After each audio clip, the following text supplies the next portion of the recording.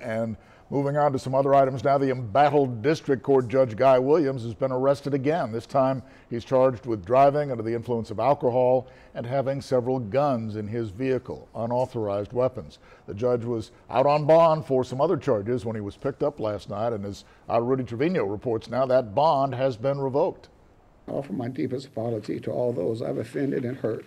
It was earlier this year. Judge Guy Williams declared he had personal issues. In a heartfelt statement from his 148th District Court chambers, he fought back tears as he shared the reasons for his 6 weeks of intensive rehab treatment. For severe PTSD, anxiety, I'm going to get through this,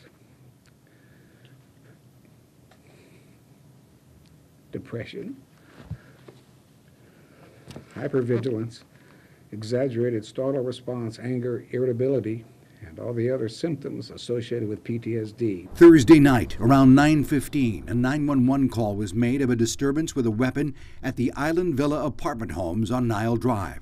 When police arrived, they spotted Judge Williams' white Mercedes driving through the complex and made a stop. He is out on bond. He was released this morning. I'm sure we're going to be back in court promptly.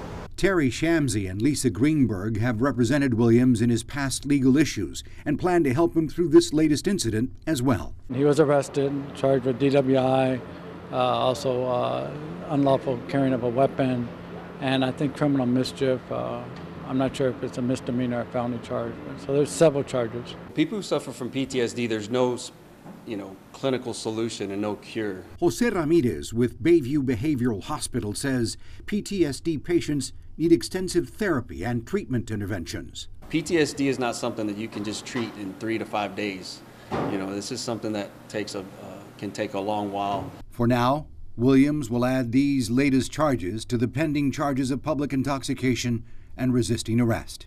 No court date has been set. Rudy Trevino, 3 News.